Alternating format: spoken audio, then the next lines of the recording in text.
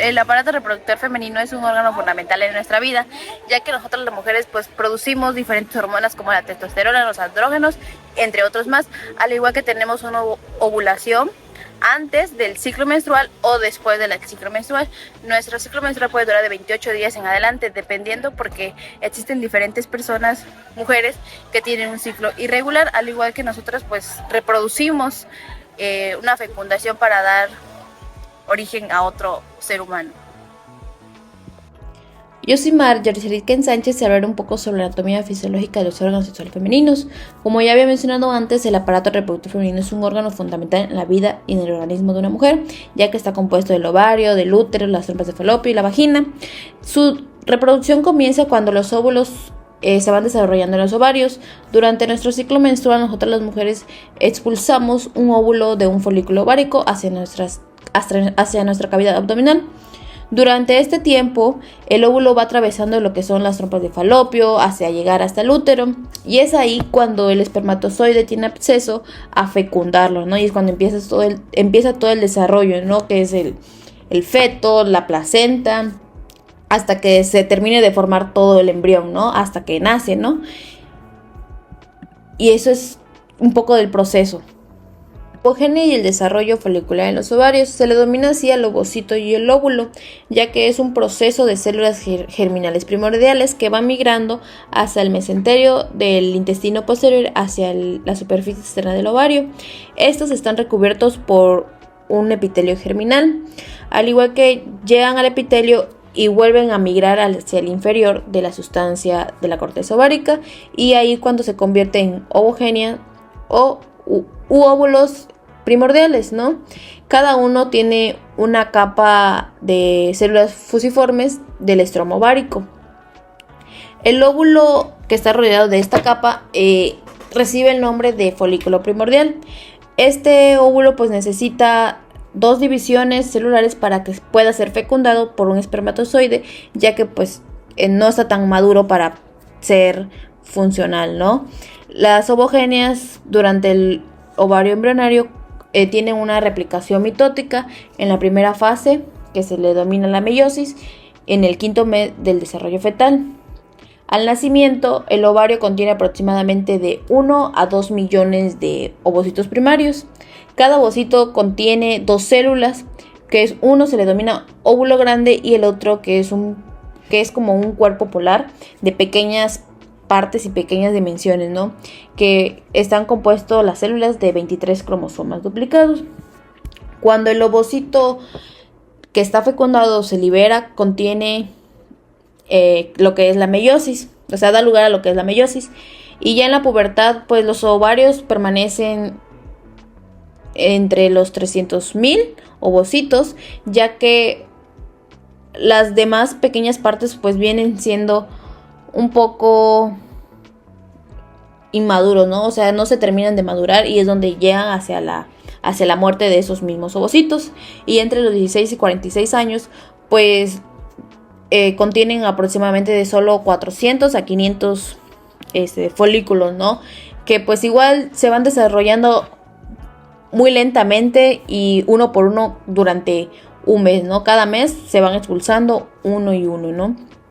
Y así cuando llega la menopausia, pues obviamente pues ya son menos folículos, ¿no? Y es así cuando pues se van muriendo lentamente y pues el cuerpo pues va cambiando y pues se van quedando sin esos folículos, ¿no? Mi nombre es Jonathan Isaxi Romero. Mi tema a explicar es el sistema hormonal femenino. Para empezar, el sistema hormonal femenino, como el del varón, consta de 3 grupos de hormonas. La primera es una hormona liberadora hipotalámica, o también denominada hormona liberadora de gonadotropinas, que sus siglas son GnRH. La segunda es la hormona adipofisarias. También esta se divide en 2, que es la hormona foliculoestimulante, que es FSH, y la hormona luteinizante, que es LH. Ambas son secretadas en respuesta de la hormona liberadora de gonadotropinas, GnRH, del hipotálamo. Y como tercero es la hormona ovárica, los estrógenos y progesterona. Estas son secretadas por los ovarios en respuesta de estas dos hormonas sexuales femeninas. Estas diversas hormonas se secretan a ritmos muy distintos en las diferentes partes del ciclo sexual femenino mensual. En esta imagen se pueden mostrar los cambios aproximados de la concentración de las hormonas adipofisarias, FSH y LH, que son las hormonas foliculoestimulantes y la hormona luteinizante. Estas muestran las curvas de la parte inferior y las hormonas ováricas, el estradiol, técnicamente que es el estrógeno, y la progesterona, y eso muestra las curvas de la parte superior. Buenas tardes, soy Osiris Pacheco y les hablaré de la ovulación. Como primer paso tenemos su definición, y este es el proceso por el cual el óvulo maduro es liberado del folículo ovárico y entra en la trompa de Falopio. La fisiología de la ovulación. Tenemos como primer paso la maduración del folículo ovárico. El folículo ovárico crece y madura bajo la influencia de la hormona folicoestimulante.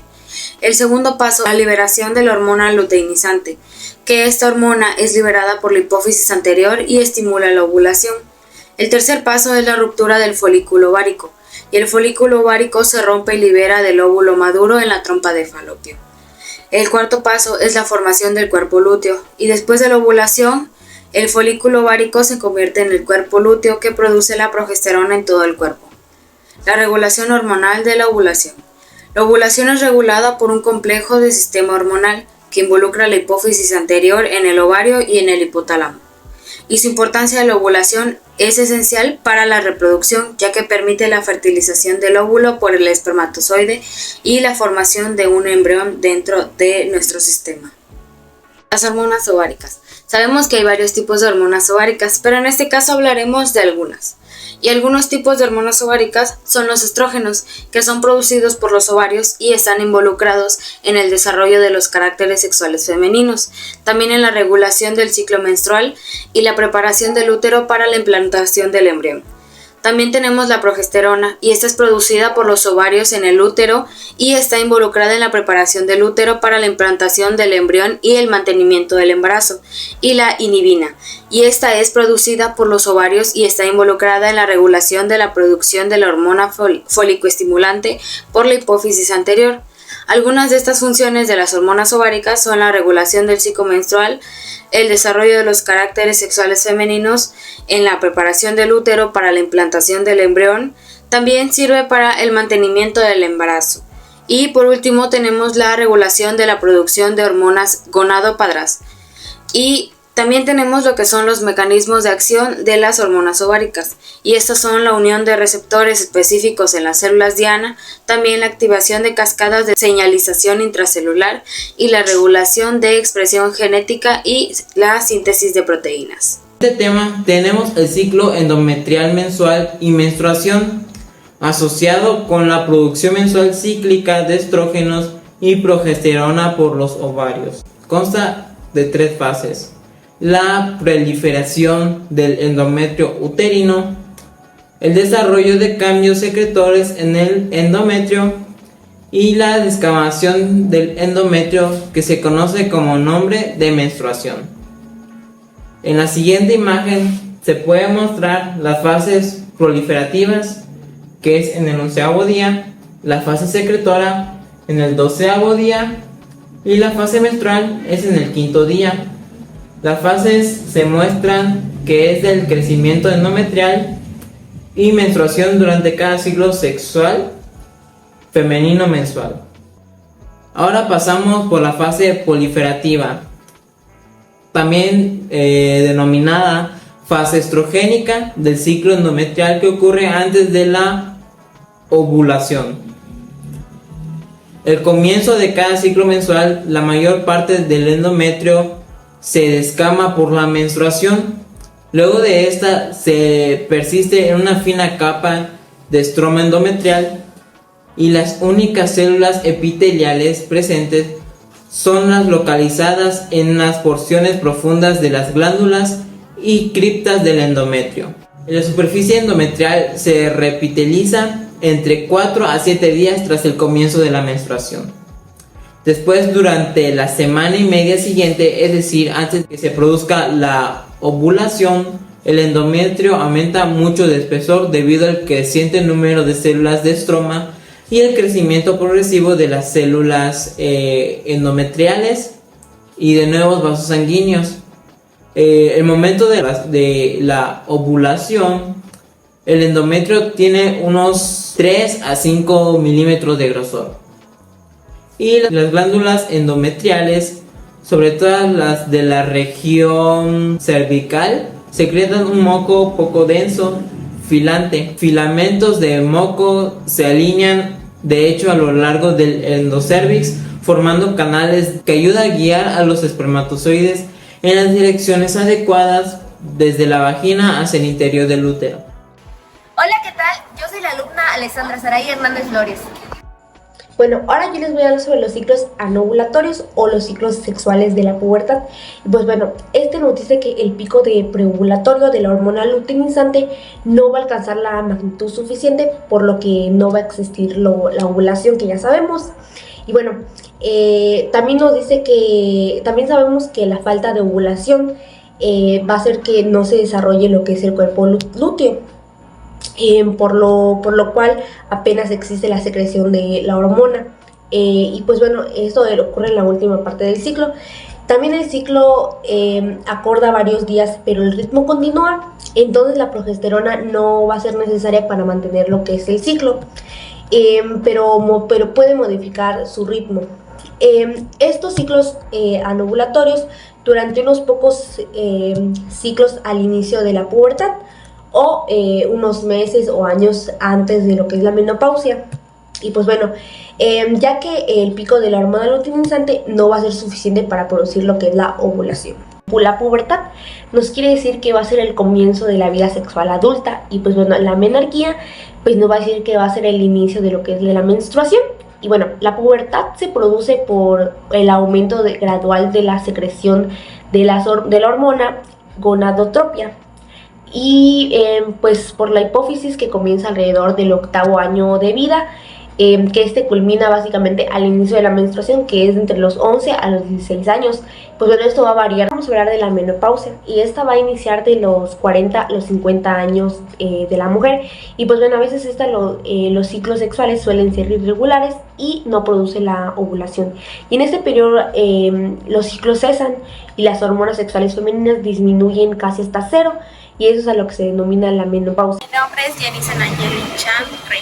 La fertilidad femenina está controlada por el ciclo menstrual, que dura unos 28 días y se divide en 3 fases: la folicular, la ovulación y la fase lútea. En la fase folicular, las hormonas FSH estimulan el crecimiento de los folículos en los ovarios, y uno de ellos se vuelve dominante produciendo estrógeno para engrosar el endometrio. Después de la ovulación, que ocurre alrededor del día 14, un aumento en la hormona LH libera un óvulo maduro que es captado por las trompas de falopio.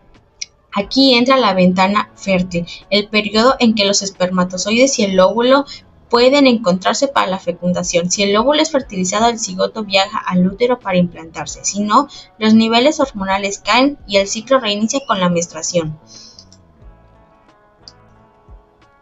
Ahora vamos a hablar sobre el acto sexual femenino.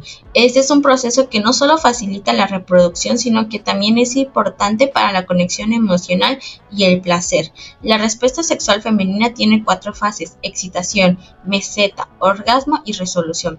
En la excitación, el flujo sanguíneo aumenta hacia los genitales, produciendo la lubricación vaginal y la tumescencia del clítoris. En la meseta, estas sensaciones se intensifican en el orgasmo. Contracciones rítmicas del suelo pélvico y el útero generan una sensación de placer intenso. Finalmente, en la resolución, el cuerpo vuelve a su estado basal, acompañado de una sensación de relajación. En todo esto, las hormonas juegan un papel clave. Los estrógenos facilitan la lubricación y el flujo sanguíneo, mientras que la testosterona, aunque en menor cantidad, contribuye al deseo sexual.